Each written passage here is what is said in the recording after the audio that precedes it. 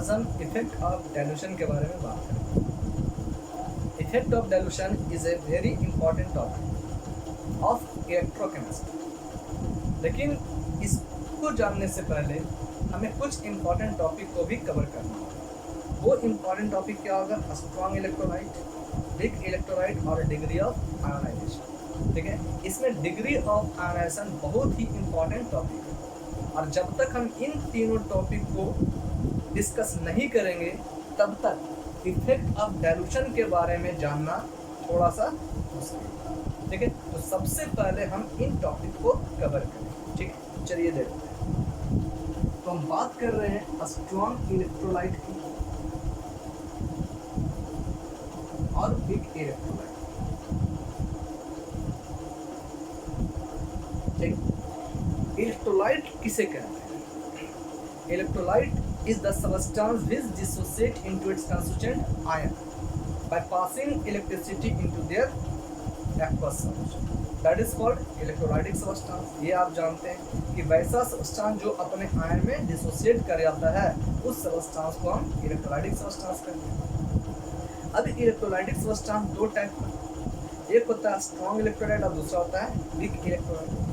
Strong electrolyte का मतलब है कि वैसा electrolytic substance which dissociate into its constituent ion completely, जो अपने कंस्टिट्यूएंट आयन में कंप्लीटली डिसोसिएट कर जाता है, उसको हम क्या कहते हैं? स्ट्रॉन्ग इलेक्ट्रोलाइट का नाम देते हैं।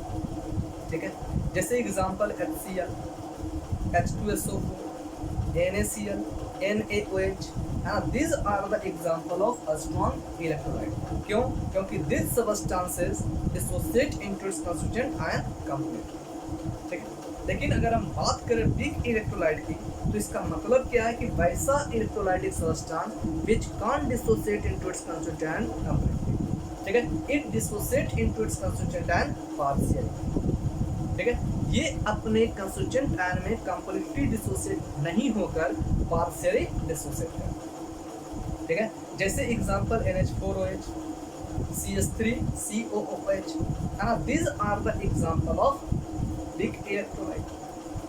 अब यहाँ पर एक क्वेश्चन राइज होता है कि स्ट्रॉन्ग इलेक्ट्रोलाइट कंप्लीटली क्यों डिसोसिएट कर जाता है, वीक इलेक्ट्रोलाइट पार्शियली क्यों डिसोसिएट कर जाता है ना? What is the reason behind it?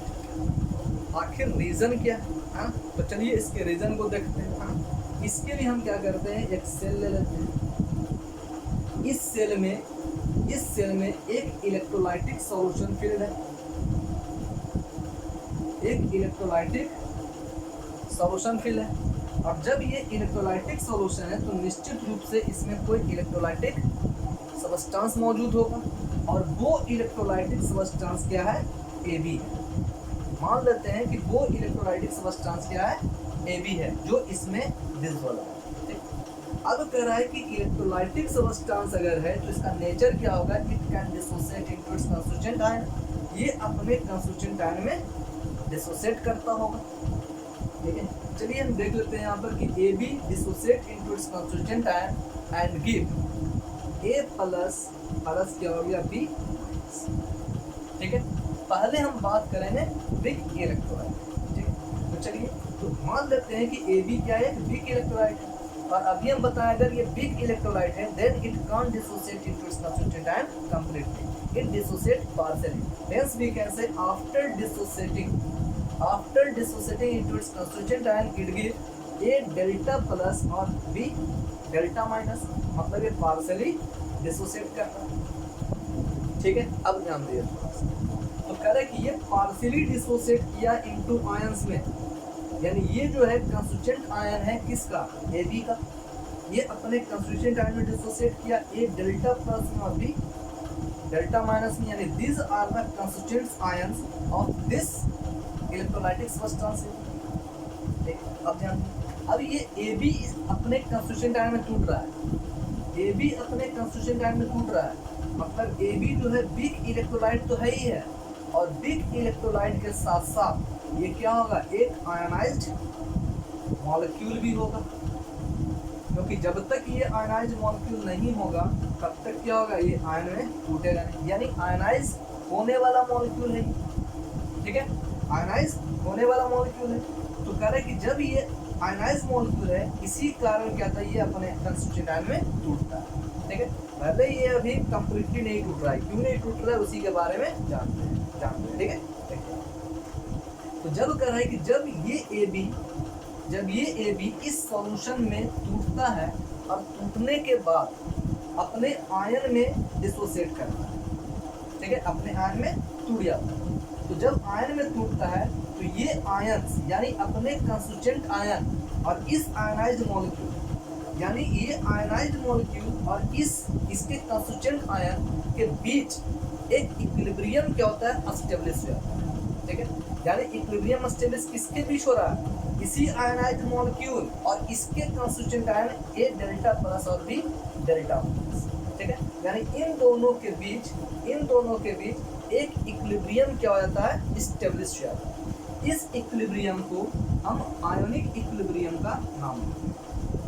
ठीक है, यानी इसका मतलब है कि जब big electrolytic substance started to dissociate into its constituent ion, then ionic equilibrium will establish। तब वहां पर क्या होगा, आयनिक इक्विलिब्रियम एस्टेब्लिश्ड होगा। ठीक है, और इसी आयनिक इक्विलिब्रियम की एस्टेब्लिश्ड होने के कारण it can't dissociate into its constituent ion completely. ठीक है, तब क्या होता है, ये पार्शियली डिसोसिएट करता है। यानी कहने का मतलब क्या है, ये थोड़ा डिसोसिएट किया, उसके बाद क्या करता है, अपने इक्विलिब्रियम पोजीशन को गेन कर लेता है। ठीक है, और जैसे ही एक बार अगर ये अपने इक्विलिब्रियम पोजीशन को गेन कर लेता है, ठीक है, तब फिर ये डिसोसिएट होना बंद हो जाता है। ठीक है, तब इसका डिसोसिएशन क्या होता है, रुक जाता है, और इसी कारण ये कंप्लीटली डिसोसिएट नहीं होकर पार्शियली डिसोसिएट कर जाता है। ठीक है, यानी अब आपको समझ में आया होगा कि आखिर बिग इलेक्ट्रोलाइट ये पार्शियली डिसोसिएट क्यों करता है। ठीक है, किसके कारण करता है, तो आयनिक इक्विलिब्रियम के एस्टेब्लिश्ड होने के कारण, और यही काम जो है स्ट्रॉन्ग इलेक्ट्रोलाइट में नहीं हो पाता है। इसी कारण ये कंप्लीटली डिसोसिएट करता है, यानी यहाँ पर इक्विलिब्रियम शिफ्ट नहीं हो पाता, जबकि बिग इलेक्ट्रोलाइट के केस में आयनिक इक्विलिब्रियम शिफ्ट हो जाता है। ठीक है, और इसी शिफ्टिंग के कारण, इसी एस्टेब्लिश्ड के कारण ये कंप्लीटली डिसोसिएट नहीं कर पाता है ना, ये पार्शियली डिसोसिएट करता है। ठीक है, इतना समझ में आया है ना कि बिग इलेक्ट्रोलाइट और स्ट्रॉन्ग इलेक्ट्रोलाइट का मतलब क्या होता है, क्यों कहते हैं इसको स्ट्रॉन्ग इलेक्ट्रोलाइट, क्यों कहते हैं इसको कंप्लीट डिसोसिएशन और इसको पार्शियली डिसोसिएशन। ठीक है, अब हम बात करेंगे डिग्री ऑफ डिसोसिएशन। चलिए देखते हैं। ठीक है,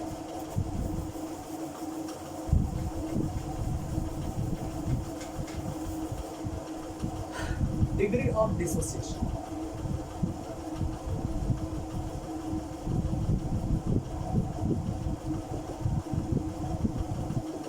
डिग्री ऑफ डिसोसिएशन, ठीक, और इसी को हम कहेंगे degree of ionisation.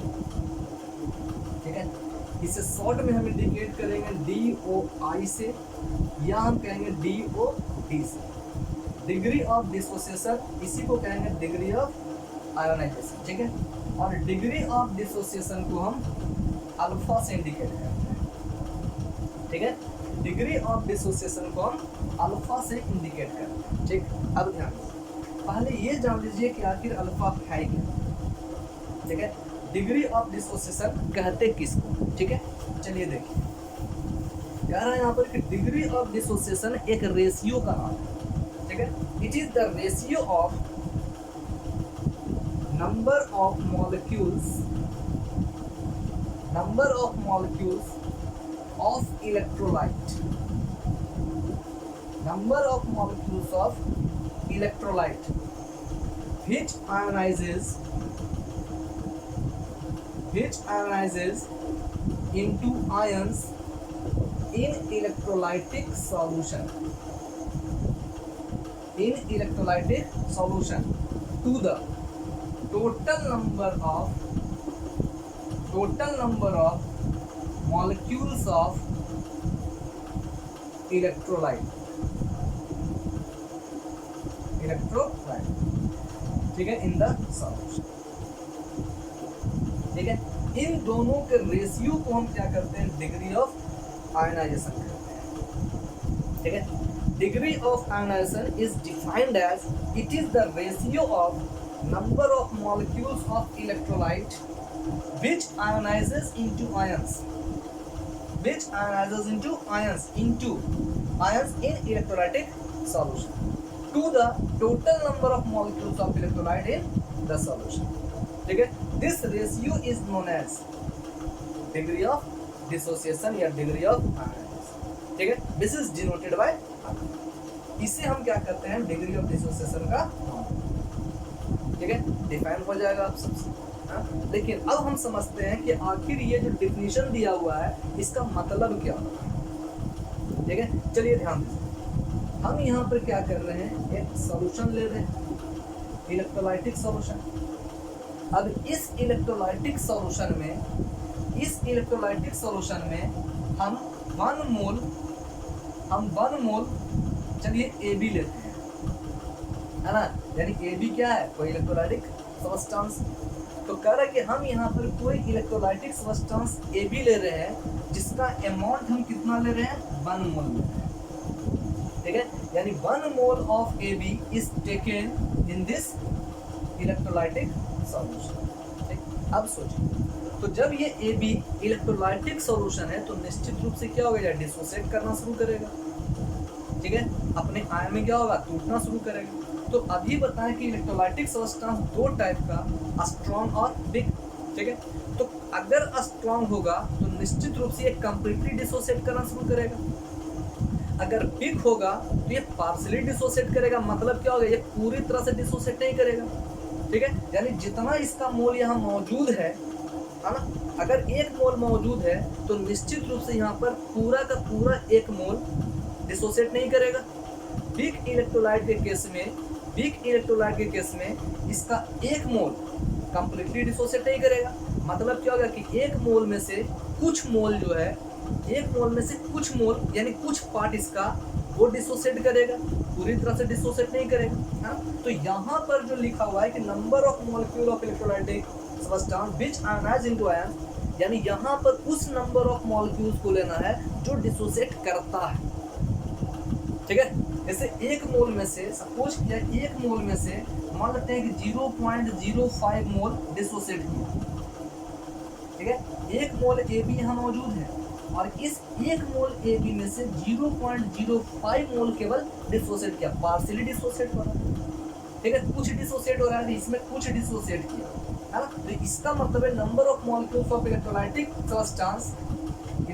Substance which ionizes into ions. तो अब अगर आयनाइज हुआ कौन, तो खाली ये आयनाइज हुआ, तो यानी इसका वैल्यू यहाँ लिखना है जो आयनाइज हुआ। अब नीचे क्या दे रहा है, total number of molecules of electrolyte. अब इलेक्ट्रोलाइट का टोटल नंबर ऑफ मॉलिक्यूल कितना है, इतना है। ठीक है, यानी इसका मतलब क्या हो गया, ऊपर में लिखेंगे 0.05 और नीचे क्या देंगे 1। ठीक है ना, 0.05/1।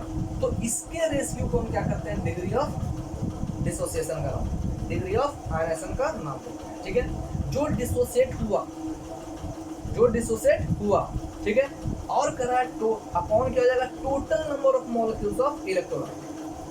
ठीक है, यानी इन दोनों के रेशियो को हम क्या करते हैं, डिग्री ऑफ डिसोसिएशन। ठीक है, इसमें से इतना डिसोसिएट कर रहा है तो इसका वैल्यू ऊपर में लिखेंगे 0.05।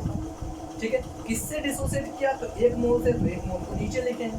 ठीक है, क्योंकि ये total number of molecules of electrolyte indicate कर रहा है ना, तो इसके रेशियो को हम डिग्री ऑफ डिसोसिएशन। ठीक है, चलिए इसको हम एक एग्जांपल से समझते हैं, है ना, और अच्छे तरीके से ध्यान दीजिए।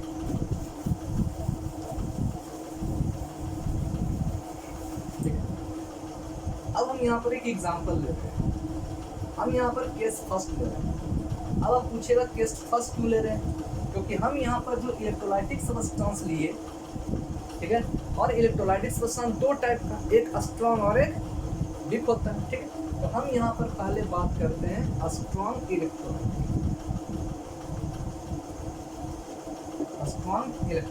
ठीक, चलिए मान लेते हैं कि ये जो ए बी लिखा गया है, ए बी, है ना, ये क्या है, स्ट्रॉन्ग इलेक्ट्रोलाइट।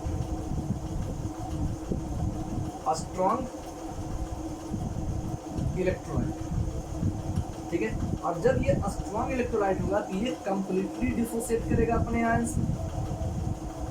ठीक है, कंप्लीटली डिसोसिएट करेगा अपने आयन से। मतलब क्या है, ध्यान दीजिए, अगर इसका 1 मोल अगर यहाँ पर लिया जाए, ठीक है, क्योंकि स्ट्रॉन्ग इलेक्ट्रोलाइट है और स्ट्रॉन्ग इलेक्ट्रोलाइट का मतलब क्या होता है, this dissociate into it ions completely. मतलब अगर इसका 1 मोल है तो इसका टोटल 1 मोल क्या हो जाएगा, पूरी तरह से डिसोसिएट कर जाएगा। यानी 1 मोल का 1 मोल डिसोसिएट कर गया।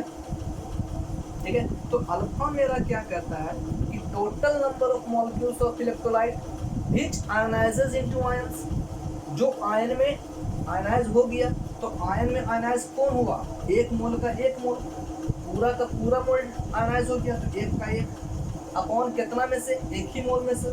ठीक है, यानी अल्फा इज इक्वल टू कितना आ गया, 1। दैट मीन्स, ठीक है, that means alpha is equal to 100%। यानी यहाँ पर डिसोसिएशन जो हुआ वो कितना हो गया, 100% हो गया। ठीक है, 100% डिसोसिएशन हुआ। यानी इसका मतलब है कि स्ट्रॉन्ग इलेक्ट्रोलाइट के केस में, स्ट्रॉन्ग इलेक्ट्रोलाइट के केस में complete number of moles dissociate कर जाएगा। यानी इसका मतलब क्या हो रहा है कि no change in degree of dissociation. हाँ, जितना मोल मौजूद है उतना ही डिसोसिएशन होगा। ठीक है, इसलिए कह रहा है यहाँ पर कि there will be no change in degree of dissociation in case of strong electrolyte. ठीक है, क्योंकि यहाँ पर डिग्री ऑफ डिसोसिएशन क्या होगा, 100%। 100% मोल भी है, 100% डिग्री ऑफ डिसोसिएशन भी हो रहा है। ठीक है, इसलिए अगर जहाँ पर स्ट्रॉन्ग इलेक्ट्रोलाइट दिया रहे तो उसका मतलब क्या है कि there will be no change in degree of dissociation. ठीक है, फॉर स्ट्रॉन्ग इलेक्ट्रोलाइट। ठीक है, चलिए अब हम बात करते हैं वीक इलेक्ट्रोलाइट।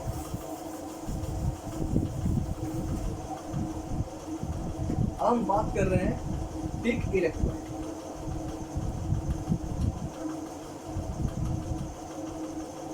वीक इलेक्ट्रोलाइट, ठीक, चलिए अब देखिए, मान लेते हैं यहाँ पर AB जो है वो क्या है, वीक इलेक्ट्रोलाइट, इस बार ले लेते हैं। अब ये जब ये वीक इलेक्ट्रोलाइट होगा तो निश्चित रूप से ये कंप्लीटली डिसोसिएट नहीं करेगा। ठीक है, क्यों नहीं करेगा पता है, आयनिक इक्विलिब्रियम एस्टेब्लिश हो जाएगा यहाँ पर। ठीक, अब देखिए, अब कह रहे हैं कि AB वीक इलेक्ट्रोलाइट है, वीक इलेक्ट्रोलाइट है, इसलिए ये कंप्लीट डिसोसिएट नहीं होकर पार्शियली डिसोसिएट करेगा। ठीक है, अब सपोज कर लीजिए यहाँ पर ये 1 मोल है, अब पार्शियली डिसोसिएट में हम आपको क्या बताए थे, पार्शियली डिसोसिएट में हम आपको ये बताए थे कि अल्फा जो होगा यानी डिसोसिएशन जो होगा वो 100% नहीं होगा, can't dissociate into its constituent ion completely, यानी 100% डिसोसिएशन नहीं होगा। ठीक है, इसमें क्या होगा, मान ले क्या है ना कि 100% में से 5% क्या हो गया, डिसोसिएट किया, 10% डिसोसिएट किया, यानी कंप्लीटली डिसोसिएट नहीं कर रहा है, केवल 5% जो है डिसोसिएट कर रहा है। ठीक, तो देखिए यहाँ पर डेट कर लेते हैं यहाँ पर कि AB का 1 मोल, AB का 1 मोल यहाँ पर। ठीक है, अब AB का जब यहाँ पर 1 मोल है, ध्यान दीजिए, जब AB का यहाँ पर 1 मोल है, ठीक है ना, AB का 1 मोल, यहाँ क्या करते हैं हम, इसमें 0.05 मोल केवल डिसोसिएट किया। ठीक है, नहीं, जब कह रहे हैं कि इसका AB है, AB का 1 मोल है, इसके 1 मोल से 0.05 मोल डिसोसिएट करता है। AB क्या होगा, 0.05 मोल डिसोसिएट करेगा, 1 मोल से 0.05 मोल डिसोसिएट करता है। ठीक है ना, तो अब सोचिए, तो जब 1 मोल से 0.05 मोल डिसोसिएट कर रहा है तो निश्चित रूप से अल्फा अगर हमको निकालना होगा तो क्या होगा, 0.05 मोल अपॉन कितना होगा, 1 होगा, ये हो जाएगा मेरा डिग्री ऑफ डिसोसिएशन हो जाएगा। ठीक है, अब देखिए इसी से हम क्या करेंगे, एक फार्मूला को डेवलप करेंगे। ठीक है, कैसे डेवलप करेंगे, ध्यान दीजिए, अब ध्यान दीजिए, मान लेते हैं यहाँ पर कि इसका इनिशियल वैल्यू जो है 1 मोल है, स्टार्टिंग में इसका वैल्यू कितना है, 1 मोल है, यानी t = 0 पर। ठीक है, इनिशियली ऐसे कर लीजिए, इनिशियली, ठीक है, एट t = 0। ठीक है, यानी यहाँ पर जो दिया हुआ है कि इनिशियली t = 0 पर इसका 1 मोल है। ठीक है, अब जब इनिशियली लिया गया है, अगर कोई रिएक्शन नहीं हो रहा है, कोई डिसोसिएशन नहीं हो रहा है, क्योंकि यहाँ पर टाइम = 0, है ना। तो जब करें इसका इनिशियली 1 मोल है तो इसका इनिशियली कितना होगा, 0 होगा। स्टार्टिंग में तो अभी डिसोसिएट करेगा नहीं, स्टार्टिंग में इसका वैल्यू कितना होगा, 0 होगा, क्योंकि there will be no dissociation now, है ना। तो करें कि स्टार्टिंग में इसका 1 मोल है तो स्टार्टिंग से कितना होगा, 0 मोल होगा। अब कह रहा है मान लेते हैं कि इन टाइम टी, मान लेते हैं यहाँ पर कि in time T alpha mole is dissociated, ठीक है। मान लेते हैं कि in time T alpha mole is dissociated, alpha mole of A B is dissociated, ठीक है। अगर इससे अल्फा मोल डिसोसिएट करता है, ठीक है, तो after time T it becomes 1 minus alpha, after time T the number of moles becomes 1 minus alpha, ठीक। तो जब कह रहे हैं यहाँ पर कि इसमें अल्फा मोल डिसोसिएट किया तो मतलब डिसोसिएट होने के बाद क्या हुआ, अल्फा निकला, अल्फा टूटा होगा तो तब तो जाकर एक डेल्टा प्लस बना होगा। इसमें जितना टूटेगा, हाँ मेरे पास 100 रुपया है, 5 रुपया खर्च करेंगे तो वही 5 रुपये मेरा क्या होगा, डोनेट होगा, खर्च होगा। तो अगर करें इसके पास 1 मोल है, 1 मोल में से अल्फा मोल क्या हो रहा है, डिसोसिएट हो रहा है, खर्च हो रहा है, तो मेरे पास रिमेनिंग कितना बचेगा, 1 माइनस अल्फा, ठीक है। अब हम जो है ये अल्फा जो हम डिसोसिएट किए, अल्फा जो डिसोसिएट हुआ, खर्च हुआ, ठीक है, वही खर्च होकर, यानी अल्फा जो डिसोसिएट किया टूटा, तो टूटने के बाद ही ये डेल्टा प्लस बना होगा। तो मतलब यहाँ पर ए बी का 1 मोल से अल्फा बाहर निकला तो यही अल्फा ये डेल्टा प्लस के रूप में बना होगा, ये डेल्टा माइनस के रूप में बना होगा। जितना टूटेगा उतना ही ये बनेगा, ठीक है। तो अल्फा टूटा तो अल्फा बना, आ रहा समझ में। तो रिमेनिंग मेरा कितना बचा, 1 माइनस अल्फा हो गया ये, और ये तुम्हारा क्या है, अल्फा और अल्फा, ठीक है। यानी after time T the remaining amount of A B will be 1 minus alpha, ये डेल्टा प्लस अल्फा, और ये क्या होगा, अल्फा होगा। अब सोचो 1 मोल से मेरा 1 अल्फा डिसोसिएट करना, तो 2 मोल से 2 अल्फा डिसोसिएट करेगा, 2 मोल से 2 अल्फा डिसोसिएट करेगा, ठीक है। 3 मोल से 3 अल्फा डिसोसिएट करेगा। उसी प्रकार अगर इसका मोल सी लिया जाए, ठीक है ना, अगर कह रहा है अगर इसका मोल सी मोल पर लीटर लिया जाए तो क्या हो जाएगा, यहाँ पर सी माइनस सी अल्फा ले लेंगे, ठीक है, सी माइनस सी अल्फा, ये क्या हो जाएगा, सी अल्फा, ये क्या हो जाएगा, सी अल्फा। तो दिक्कत यहाँ तक समझ में आया। इसको हम क्या रहे हैं, इस तरह से लिख लेते हैं कॉमन लेकर, ठीक है। तो सी माइनस सी अल्फा और सी, ठीक। अब हम जानते हैं कि from the law of mass action, from the law of mass action we know that K is equal to, यहाँ पर K क्या हो गया, ionic constant, K is equal to concentration of product to the concentration of reactant होता है, हम जानते हैं लॉ ऑफ मास एक्शन से, है ना।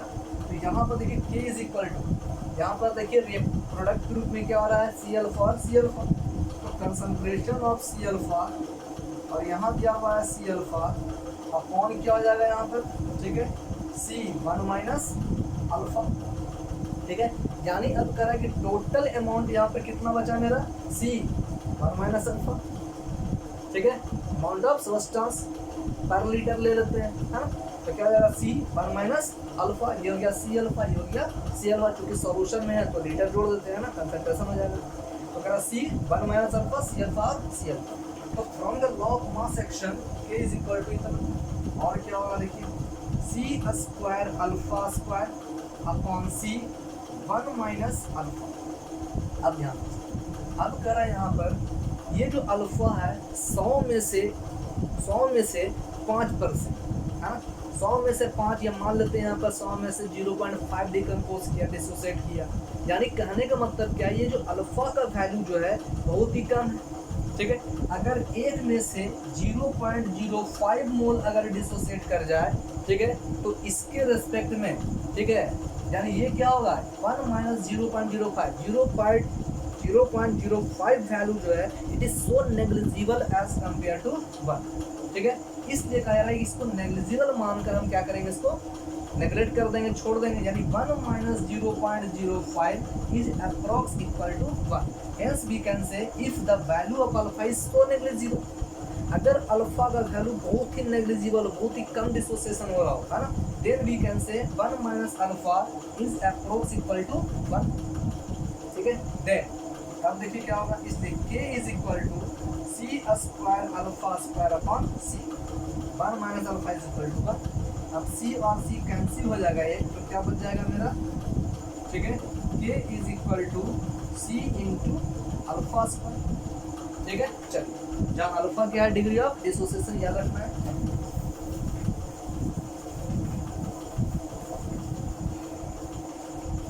अब ध्यान दीजिए, इसलिए alpha square is equal to क्या हो जाएगा मेरा, alpha square is equal to k upon c हो जाएगा।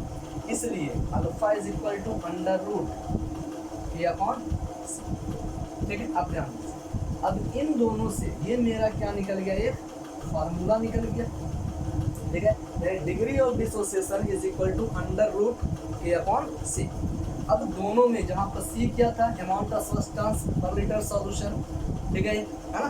तो कह रहे हैं यहाँ पर c क्या हो गया, कंसंट्रेशन या अमाउंट ऑफ सब्सटेंस, अल्फा क्या हो गया, degree of dissociation. Hence we can say alpha, hence we can say alpha is inversely proportional to concentration of c under root, है ना, ठीक है। यानी इसका मतलब क्या हो गया कि अगर डिग्री ऑफ डिसोसिएशन अगर इंक्रीज करेगा, अगर डिग्री ऑफ डिसोसिएशन अगर इंक्रीज करेगा, then the concentration of electrolytic substance